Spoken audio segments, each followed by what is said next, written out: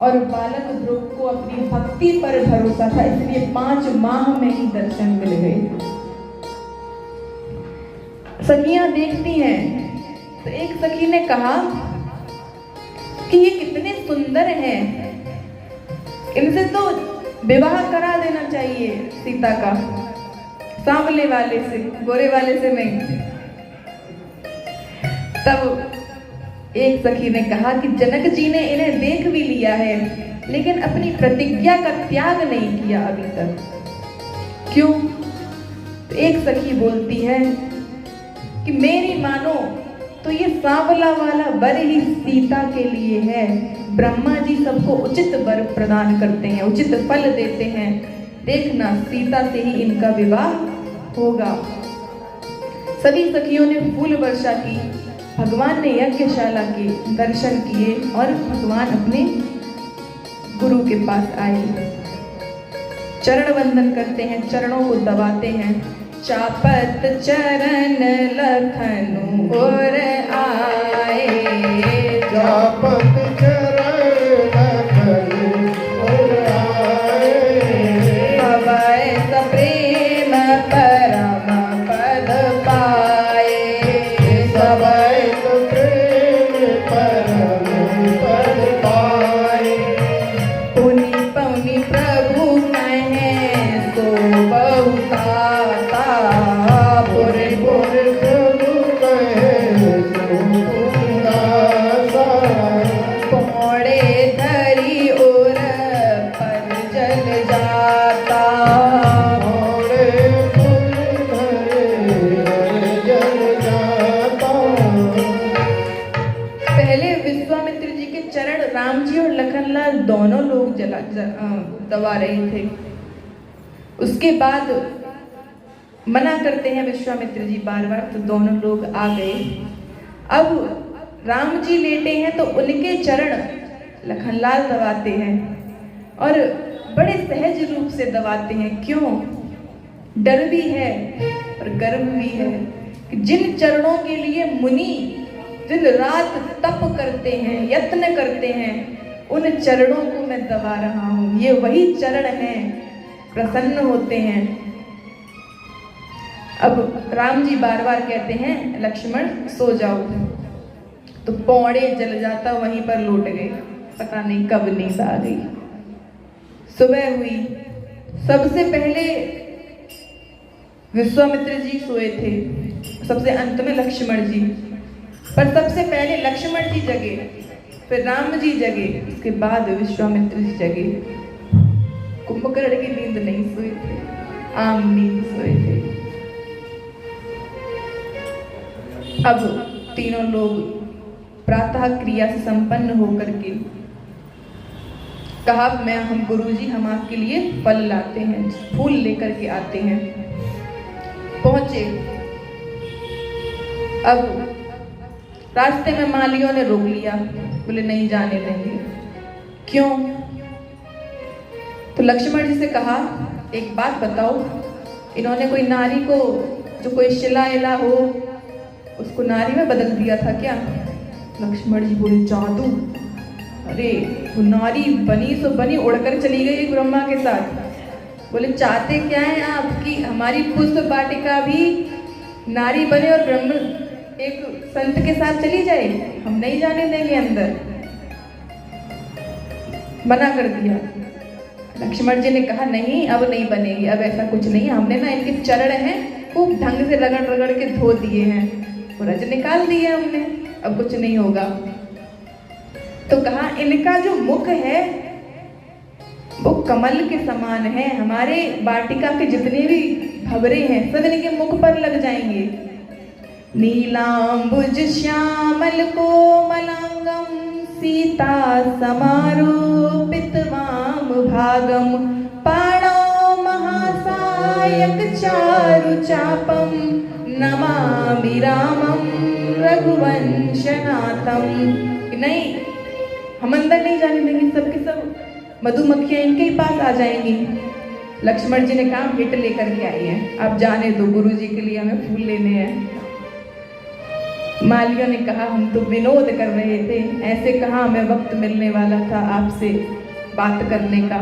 लेकिन अंदर जाने से पहले एक बार आपको हमारी सीता जी की जय बोलनी पड़ेगी। लक्ष्मण जी का तो जबरदस्ती है, कोई बोले जबरदस्ती है, हमारे एरिया में आकर के लड़ेंगे हमसे, जय बोलिए तब जाइए। तो राम जी ने कहा चलो कर लो, ये भी कर लो। तो कहते हैं एक साथ मालियों ने यहाँ जयकारा लगाया, बोलिए सीता मैया की। यहाँ पर सीता जी को सुनैना माँ ने माता पार्वती का पूजन करने के लिए भेजा। कहा जाओ पूजा करके आओ। माता सीता यहाँ पर वरदान मांगती हैं और वरदान में क्या मांगती हैं कि हमें राम जी एक ऐसा वर प्रदान हो। और इन्हीं 8 सखियों में से एक सखी ऐसी थी जिसका पूजा पाठ में मन नहीं लगता था। वो निकल गई रही देखन फुलवारी, और जैसे ही फुलवारी देखने गई उसी वक्त राम जी को देख लिया। राम जी को देखा तो बिहवल हो गई, ऐसा मुख कांपने लगी, दौड़ करके आती है, एक चरण इधर एक चरण उधर माता सीता के पास आई। बोली क्या हुआ? माता सीता ने कहा, तो कहती है कुमार मैंने देखे सुंदर सखी दो कुमार, कुमार मैंने देखे सुंदर सखी दो कुमार, सुंदर सखी दो कुमार, कुमार मैंने देखे सुंदर सखी दो कुमार, कुमार मैंने देखे सुंदर सखी दो कुमार। कहते हैं हाथों में फूलों का दोना सोहे, हाथों में फूलों का दोना सोहे, हाथों में फूलों का दोना सोहे, हाथों में फूलों का दोना सोहे, सुंदर गले में सोहे हार, कुमार मैंने देखे सुंदर सखी दो कुमार, कुमार मैंने देखे सुंदर सखी दो कुमार, कुमार मैंने देखे सुंदर सखी दो कुमार।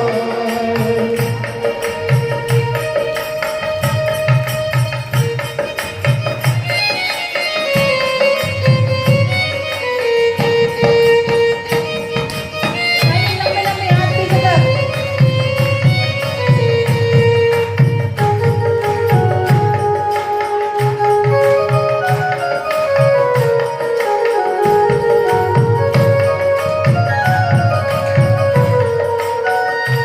और सुंदर सलोने बांके रसीले, दर्शनों ने भागे रसीले, सुंदर सलोने बांके रसीले, दर्शनों ने भागे रसीले, मोहलिए नर नार, कुमार मैंने देखे सुंदर सखी दो कुमार, कुमार मैंने देखे सुंदर सखी दो कुमार, कुमार मैंने देखे सुंदर सखी दो कुमार।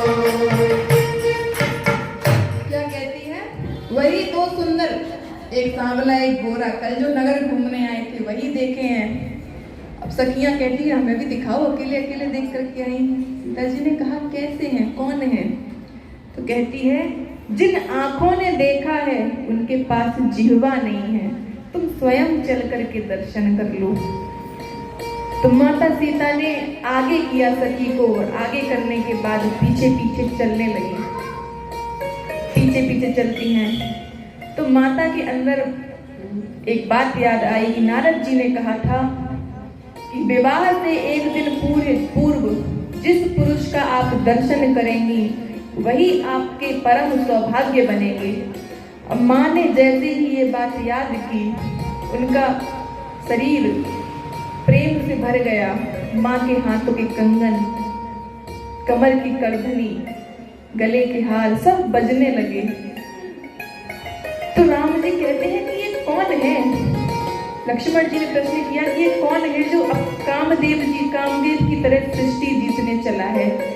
तभी तक उसी समय सीता जी दिखाई दे गई और राम जी कहते हैं, तात जनक तनया यही सोई, तात जनक तनया धनुष यज्ञ जय कारण होई,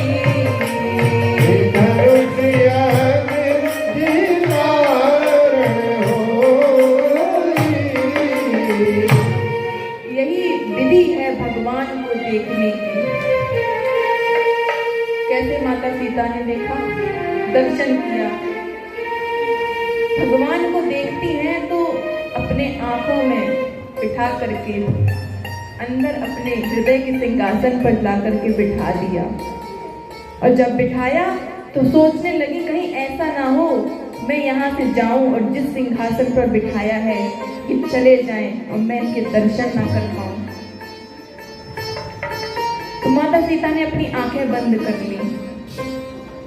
आंखें बंद की, उसी को याद करती हैं दृश्य को। सखियों ने कहा, सीता माता पार्वती को बाद में याद करना, ये चले जाएंगे, इनके दर्शन कर लो।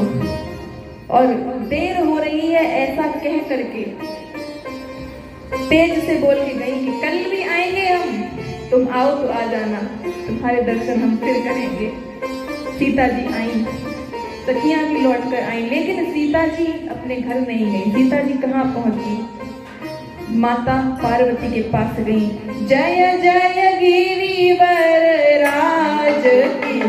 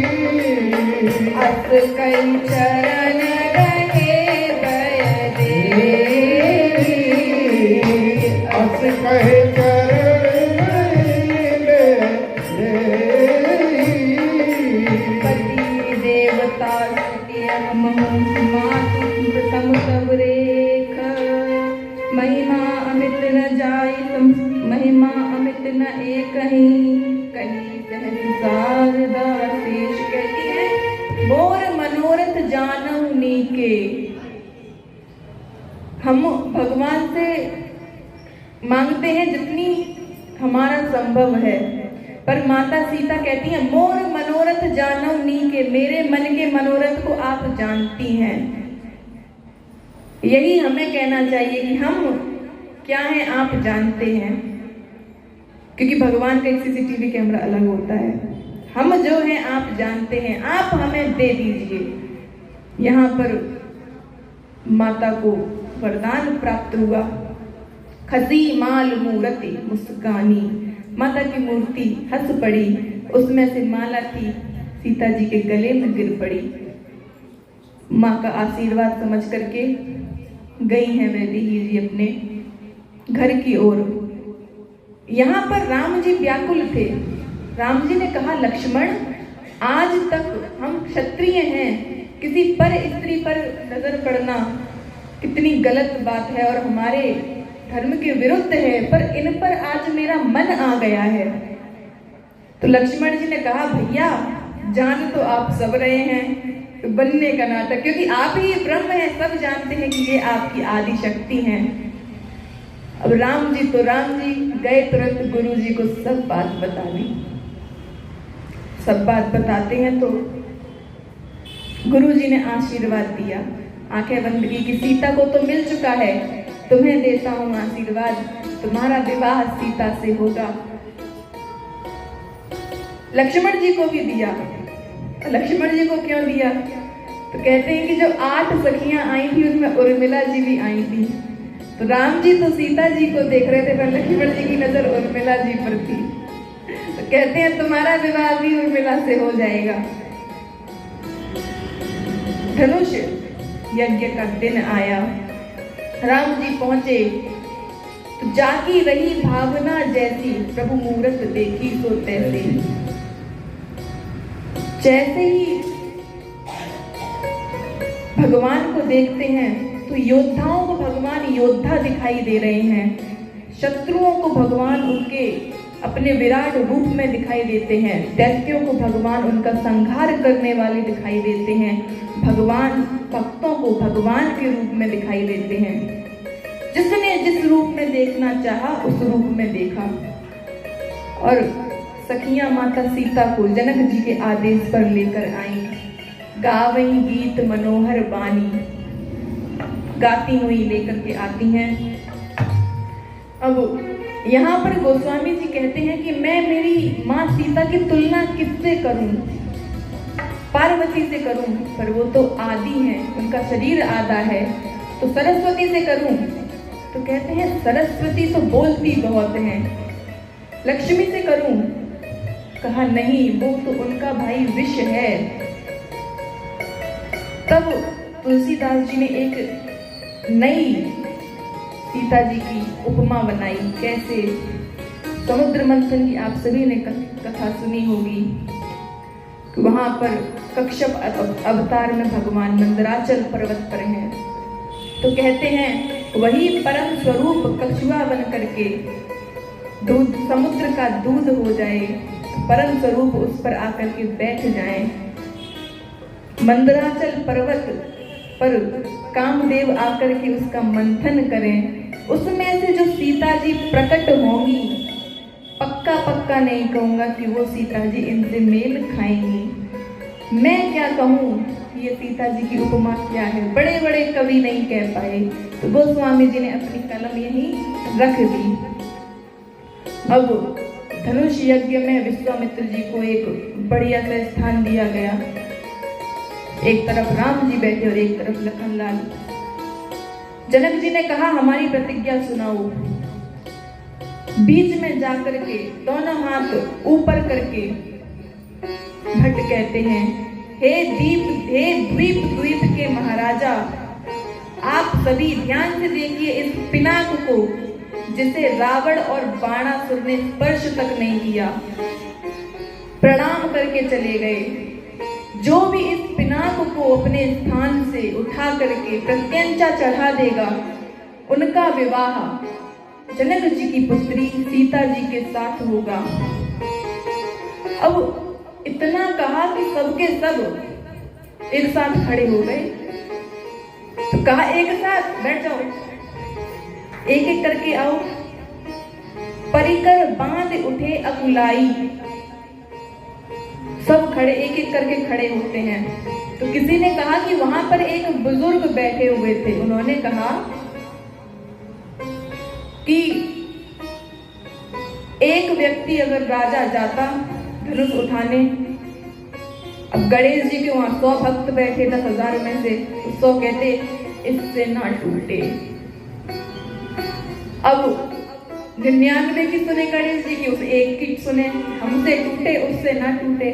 और अच्छा, जो हार करके आ जाता वो कहता हमसे नहीं टूटा तो अब इससे भी ना टूटे, किसी से ना टूटे। अब बड़ी परेशानी, क्या किया जाए। देखिए, धनुष तो वही तोड़ेगा जिसे तोड़ना है। वक्त आया, समय आया, लेकिन कोई धनुष को तिल मात्र अपने स्थान से हिला तक नहीं पाया। जनक जी को क्रोध आया, क्योंकि जनक जी सोच रहे हैं जिसे उठकर तोड़ना है वो तो तोड़ नहीं रहा। तो थोड़ा सा लक्ष्मण की ओर देखा। लक्ष्मण की ओर क्यों? कहते हैं लक्ष्मण जी डंडा है और राम जी झंडा है। जब डंडा खड़ा होगा तो झंडा स्वयं उस पर चढ़ जाएगा। लखन लाल को दिखाते हुए कहते हैं कि यहाँ पर ये धरती वीर विहीन हो चुकी है। तजहु आस निज निज ग्रह जाऊ, लिखा न महु वैदेही विवाहु। वैदेही का विवाह लिखा ही नहीं है। और राजा उठने का नाम नहीं ले रहे। राजा कहते हैं हमसे नहीं उठा तो इनसे कौन सा उठ गया जो शर्माए और जाएं। वहीं बैठे हैं सब। कहते हैं दशरथ जी अपनी बेटी को कुंवारा थोड़े ही रखेंगे, विवाह तो करेंगे, क्या पता अभी कोई लॉटरी वगैरह निकले। तब तक लक्ष्मण भगवान से कहा, जैसे ही कहते हैं कि यहाँ ये धरती वीर विहीन हो चुकी है, मेरी सीता का विवाह मैं करूं ही ना, उससे अच्छा है आप सब लोग यहाँ दैत्य असुर राजा यक्ष सब आए हैं मनुष्य का रूप बना करके। धनुष को एकमात्र उठाना तो दूर, अपने स्थान से तिल मात्र कोई हिला भी नहीं पाया। अब लक्ष्मण जी ने जब पहली बार सुना तो शांत रहे। जनक जी ने कहा असर हो रहा है या नहीं? थोड़ा थोड़ा हुआ। दोबारा फिर कहते हैं आप लोग जाइए अपने अपने घर को। अब की बार क्रोध आ गया। लक्ष्मण जी कहते हैं कही जनक अति अनुचित वाणी, कही जनक अति अनुचित वाणी, विद्यमान रघुकुल मनि जानी, विद्यमान रघुकुल मनि जानी, सुनहु भानुकुल पंकज भानु, भानुकुल पंकज भानु, कहाउ स्वभाव न प्रभु अवमानु, कहाउ स्वभाव न प्रभु अवमानु। कहते हैं कि लक्ष्मण जी अपनी पर तमतमाकर खड़े हो गए। कहा कि यहाँ पर जिस सभा में रघुकुल मणि स्वयं रामचंद्र जी बैठे हैं वो धरती वीर विहीन हो चुकी है, ये जनक की वाणी है। क्रोध आ गया। काचे घट जिमि डारों भोरी, और इतना कहा सब कहने लगे अरे अच्छा था यहाँ से निकल लेते। ये तो कह रहे हैं कंदुक एव ब्रह्मांड उठावो। जैसे ही लक्ष्मण जी ने कहा तो किसी ने कहा करोगे क्या उठा करके? कि इस धरती को मैं उठा करके ब्रह्मांड में फेंक दूंगा बॉल की तरह। तो उठाकर फेंकने की क्या आवश्यकता है? तब तक किसी ने कहा था ना कि तजहु आस निज निज ग्रह जाओ। दशरथ जी ने, जनक जी ने, तब क्यों नहीं निकले यहाँ से? तो तुम्हारा घर इस ब्रह्मांड से अलग है क्या कि निकलते तो बच जाते? तो कहा काचे घट जिमि डारों पूरी, कच्चे घड़े की उपमा दी। क्यों? क्योंकि लक्ष्मण जी को पता है कच्चे घड़े को दोबारा से बनाया जा सकता है और उसे बनाने वाला स्वयं साथ में बैठे हुए हैं मेरे। पक्के घड़े को कितना भी प्रयास कर लीजिए आप उसे नहीं जोड़ पाएंगे। अब राजा बड़े परेशान, होगा क्या? इतने में राम जी ने कहा तोड़ना हमें है, भैया बात बिगाड़े दे रहे हैं।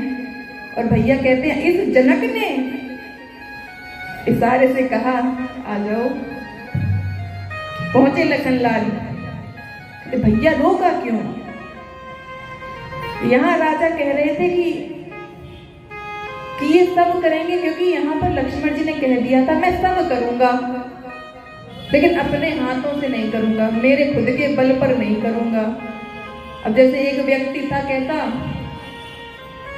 मेरी घोड़ी है बड़ी सुंदर है, बड़ा तेज भागती है। अच्छा तो है कहाँ? मर गई। इसी प्रकार लक्ष्मण जी कहते हैं कि मैं सब करूंगा लेकिन अपने बल पर नहीं करूंगा, इनके सहारे होकर के करूंगा, श्री रघुनाथ जी के सहारे होकर के करूंगा। राम जी ने सोचा हम तो फालतू में फंसे जा रहे हैं। कहते हैं आओ। कहते हैं होने वाले ससुर जी हैं, थोड़ा जी श्री कुछ तो लगा लेते भैया, अब तो सीधे जनक। यहाँ पर शुभ समय आ गया। तब शुभ समय जान करके विश्वामित्र जी ने राम जी को आदेश दिया। आदेश देते हैं कि राम जाओ और जा करके धनुष को खंड खंड कर दो। खंड खंड क्यों? ताकि भविष्य में ऐसी प्रतिज्ञा कोई दोबारा ना कर पाए। उठहु राम भंजऊ भव चापा, उठहु राम भंजऊ भव चापा, मेटऊ तात जनक परितापा, मेटऊ तात जनक परितापा। राम जी उठे। उठने के बाद गए, पहुंचते हैं धनुष के पास। सबसे पहले अपने कुल गुरु को याद किया। उन्हें याद करने के बाद धनुष को प्रणाम किया, धनुष की परिक्रमा लगाई। इसी बीच में भगवान ने अपने कर को बीच में ले जा करके जितनी देर में बिजली चमकती है, यानी कि जितनी देर में बिजली चमके उतनी देर में भगवान ने धनुष को खंड खंड कर दिया। कैसे? एजी दम के उदामिनी जिमी जब लयऊ, नव धनु मंडल सब भयऊ, लेत चढ़ावत खेचत गाड़े, काऊ न लखा देख सब ठाड़े, तेई क्षण राम मध्य धनु तोड़ा, भरे भुवन धुनि घोर कठोरा, भरे भुवन घोर कठोर, भरे भुवन घोर कठोर, रव रवि बाजित जिमारगु चले, चेकर दिग्गज डोल मई अहि कोल कूरम कलमले, सुर असुर किन्नर कान दीने सकल विकल विचारई, कोदंड खंडे राम तुलसी, जयति वचन उचारई, हाँ जयति वचन उचारई, हाँ जयति वचन उचारई। टूट गया गया।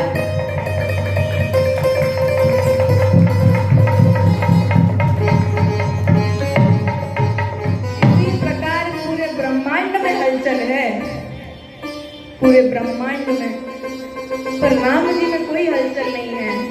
सब कहते हैं क्या हुआ? तुलसीदास जी कहते हैं कि राम जी ने शिव के पिनाक को खंड खंड कर दिया। राम जी क्या करते हैं? राम जी प्रभु दो चाप खंड मई डारे, प्रभु दो चाप खंड मई डारे, देखी लोग सब भये सुखारे, देखी लोग सब भये सुखारे। यहाँ पर भगवान ने धनुष को उठाया, खड़ा किया और तोड़ दिया। शांत खड़े हैं। सखियां माला लेकर के आई। अब राम जी झुकने का नाम ना लेना। अब सखियां देने लगी गाली।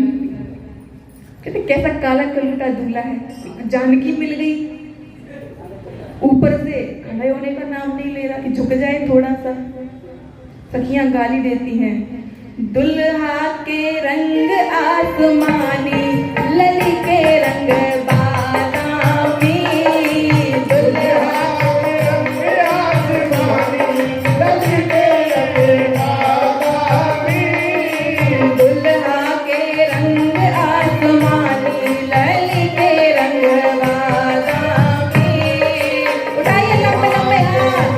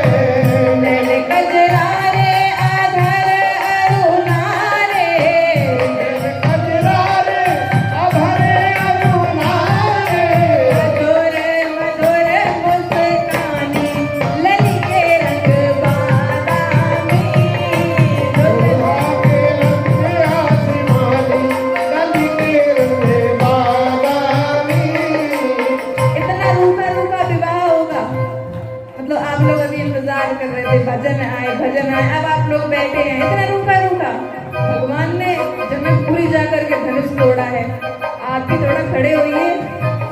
वक्त अब आप महिलाओं का वक्त आ गया है। अभी तक आपने कथा सुनी, अब खड़े हो जाइए अपने अपने स्थान पर, थोड़ा थोड़ा, ज्यादा नहीं।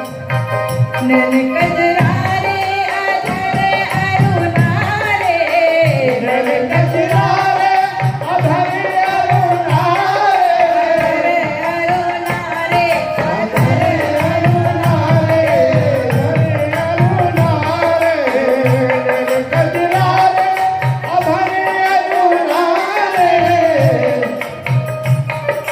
मधुर मधुर मुस्कानी, लली के रंग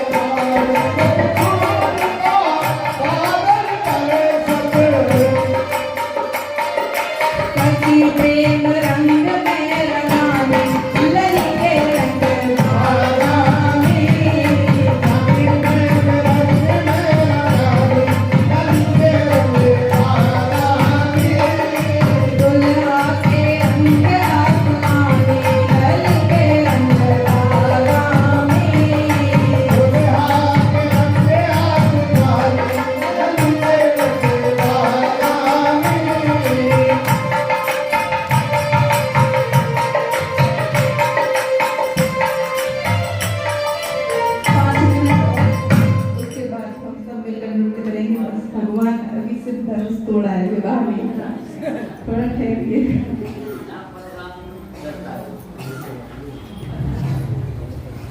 अब धनुष टूटा, वैसे ही परशुराम जी आए। चूंकि आज का समय होने वाला है कि परशुराम का चरित्र हम कल सुनेंगे, उससे पहले आज विवाह की कथा। यहाँ पर जैसे ही धनुष टूटा, परशुराम जी का आगमन हुआ, देव की चाप आप ही चल गए। जैसे ही चाप यानी धनुष दिया, वही सारंग धनुष हमेशा फिर राम जी के पास रहा। जब तक राम जी ने लीला संवरण किया तब तक अपने पास रखा। उसके बाद वह धनुष वरुण जी के पास सुरक्षित करा दिया। वरुण जी के पास वह धनुष पहुंचा। फिर कृष्णावतार में कृष्ण जी ने लीला संवरण के वक्त उस धनुष को फिर लिया। उसके बाद वह धनुष फिर वरुण जी के पास सुरक्षित कराया। सारंग धनुष को विश्वकर्मा जी ने बनाया है। इसके बाद जनकपुर से अयोध्या जी पाती भेजी गई विवाह की। अयोध्या से बारात लेकर के दशरथ जी पहुंचे हैं। यहाँ दशरथ जी आए तो 15 दिन पूर्व बारात पहुंच गई। दूल्हा 15 दिन पहले ही जाकर के बैठ गया। ना तो अभी तिथि का तय है, ना कुछ तय है। तो मिथिला के लोग मनाते हैं दिन रात कि अब 24 घंटे का दिन और 24 घंटे की रात्रि होने लगे, तो ये राम जी यही ठहर जाएं। अंततः विवाह का दिन आया। जनक जी पांव पखारते हैं। लागे पखारन पाय पंकज प्रेम तन पुल पावली नव नकर गान निशान जय धुन उमगी जनु चहुदिति चली जे पद सरोज मनोज अरिपुर सर सदैव विराजन जे सकत सुमिरत विमल कामन सकल कलिमल भावन। यहाँ पर जनक जी राम जी के पांव पखारते हैं। पांव पखारने का समय आया तो मिथिला के लोग कहते हैं जनक जी कितने धनी हैं, उन पांवों को पखार रहे हैं जिनके लिए लोग तरसते हैं। तो मिथिला वासियों ने कहा ना जनक जी धनी है, ना सुनैना जी धनी है, सबसे ज्यादा धनी तो हम हैं जो दिन रात राम जी के दर्शन कर रहे हैं और जनक जी को चरण पखारते हुए देख रहे हैं। हम धनी हैं, कोई धनी नहीं है हमारे आगे। साखोचार हुआ। साखोचार के बाद एक मंडप पर बैठे माँ और राम जी। अब जब बैठते हैं, राम जी ने दशरथ जी ने सीता जी का हाथ लिया। हाथ लेने के बाद राम जी के हाथ में देते हुए कहते हैं कि मैं आपको अपनी सीता 8 दिशाओं को साक्षी मान करके आपके हाथ में देता हूँ। राम जी ने कहा कि मैं आपकी पुत्री सीता को 8 दिशाओं को साक्षी मानते हुए इनका हाथ अपने हाथ में लेता हूँ। सिंदूर भगवान ने भरा।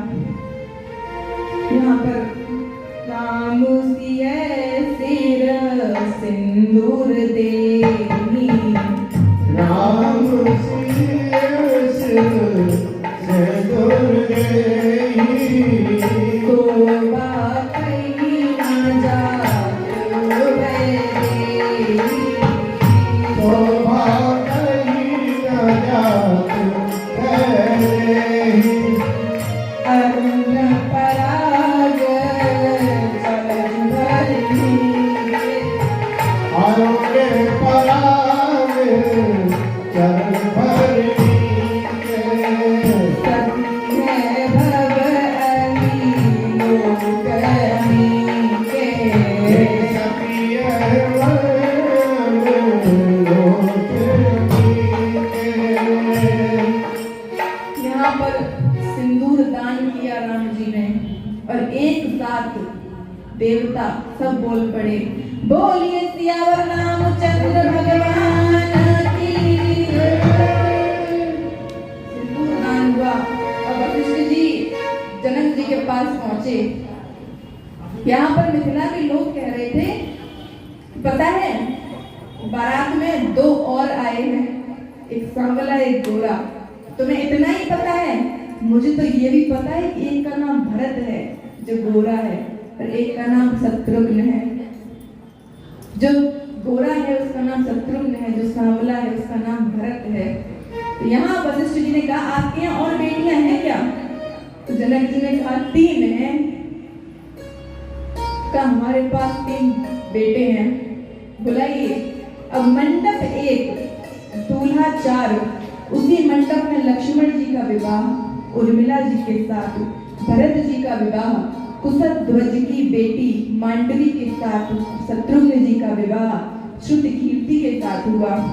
अब जब सखियां देखती हैं तो एक साथ गाने लगी, क्या? आज मिथिला नगरिया निहाल सखिया, अरे निहाल सखिया, चारों दुल्हा में सबका कमाल सखिया, चारों दुल्हा में सबका कमाल सखिया। आजो मिथिला नगरिया निहाल सखिया, आजो मिथिला नगरिया निहाल सखिया, अरे निहाल सखिया, अरे निहाल सखिया। चारों दुल्हा में सबका कमाल सखिया, चारों दुल्हा में सबका कमाल हमको विवाह हो गया, हमको होता है। जिनका बागी जोगी माथ मणि मोरिया, कुंडल जोड़े कनवा, माथ मणि मोरिया, माथ मणि मोरिया, कुंडल जोड़े कनवा,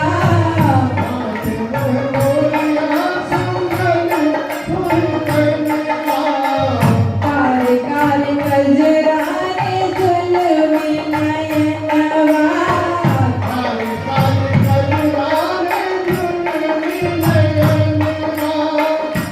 लाल चंदन सोहे इनके भाल सखिया, लाल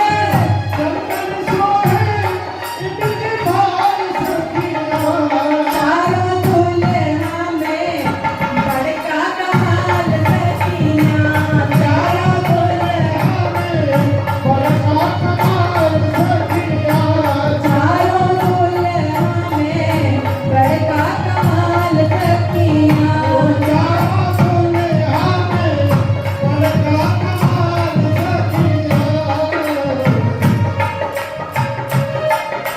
बताइए पीछे तक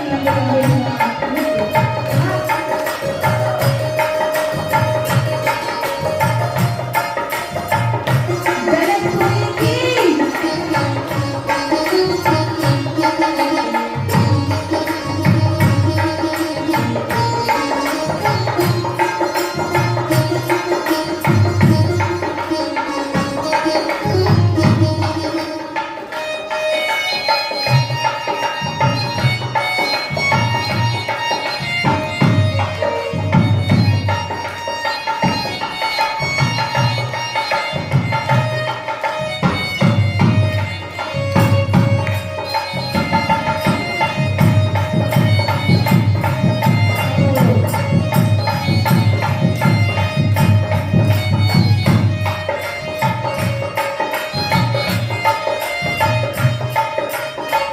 सावर सावर गोरे गोरे जोड़िया जहान है, सावर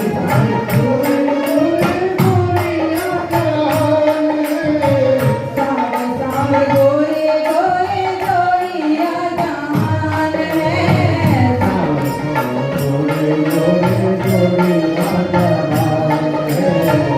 अखियों न देखी लीनो सुनली न कान है, अखियों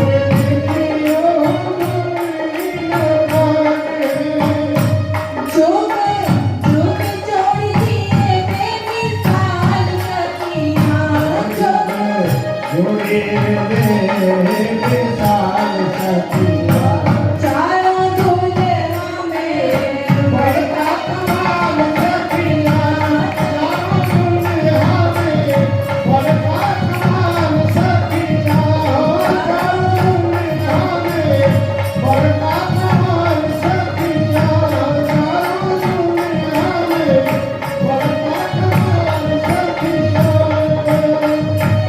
आज मिथिला नगरिया निहाल सखिया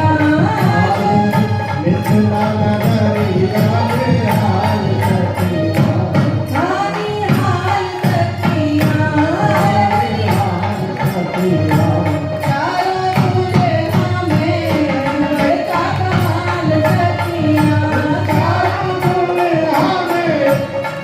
कमाल सखिया चारों दुनिया में बड़का कमाल सखिया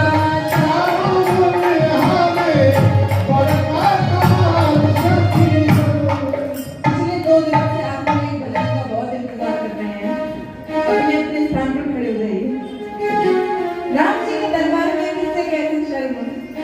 कहते हैं ना कि जो भी दरबार में आया वो अब उसी प्रकार ये मन बड़ा चंचल है कैसे तेरा भजन करूं चेतना इसे समझाऊं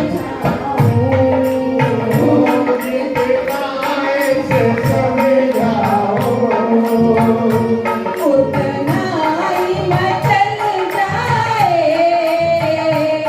राघव तेरे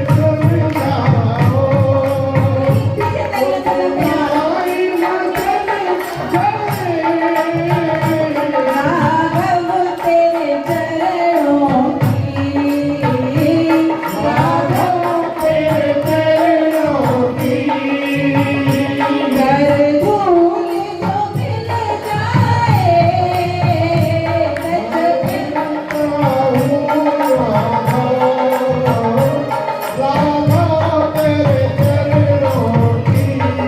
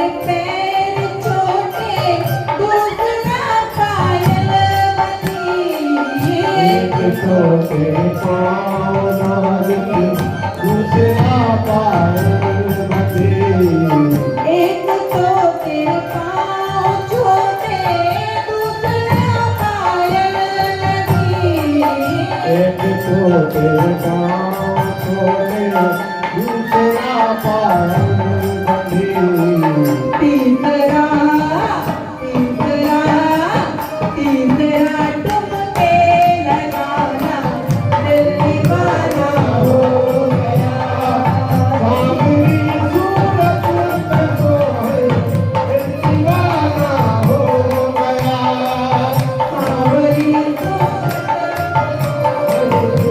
दीवाना हो गया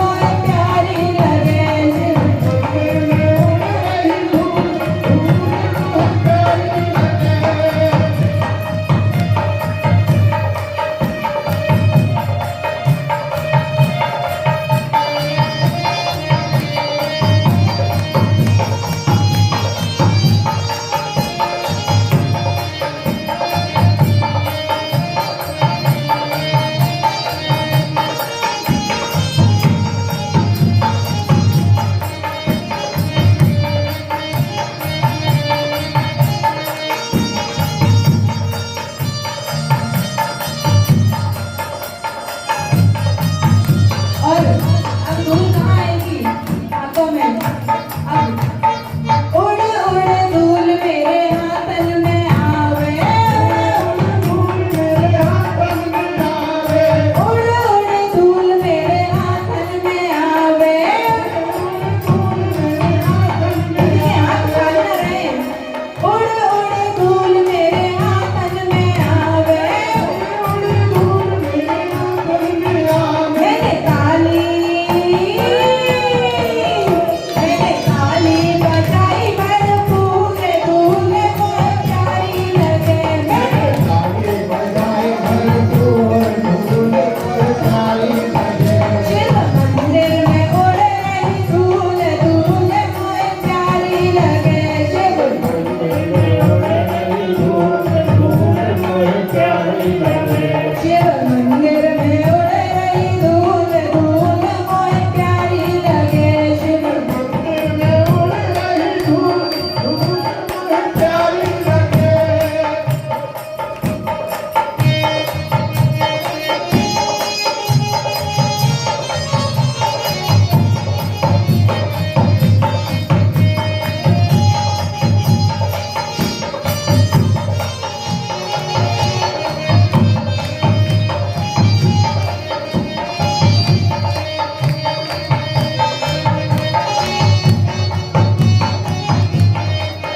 अब धूल कहाँ आएगी आएगी अब फिर उड़ उड़ धूल मेरे चरणन में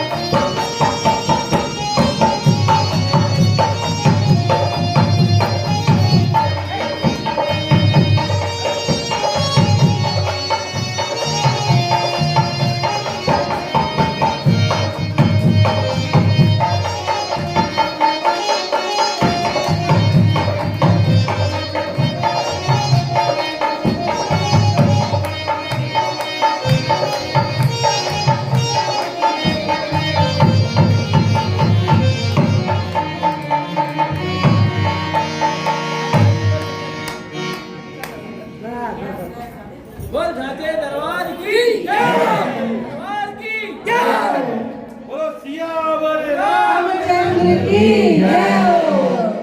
राजा सरकार की जय हो।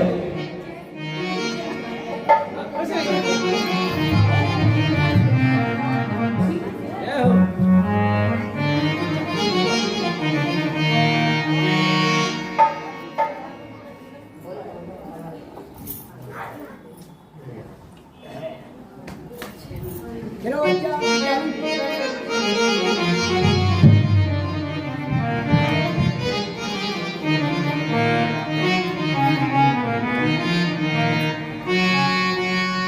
चलिए आवाज में करेंगे।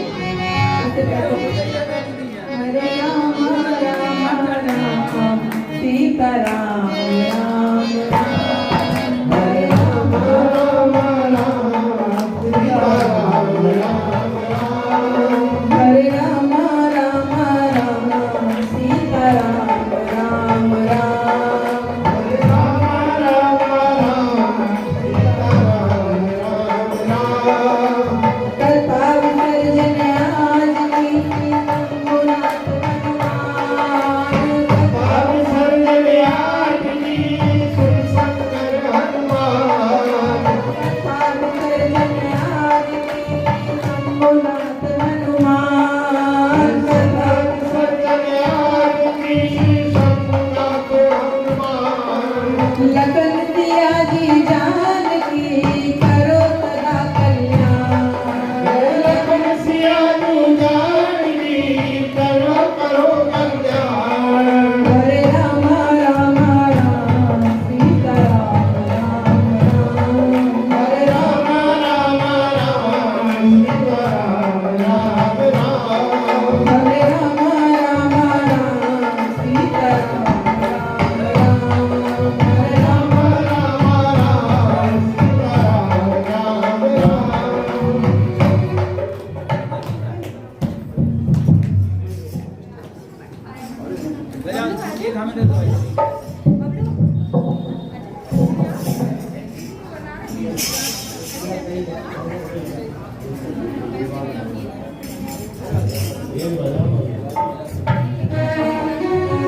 बोलो राम राजा सरकार की जय।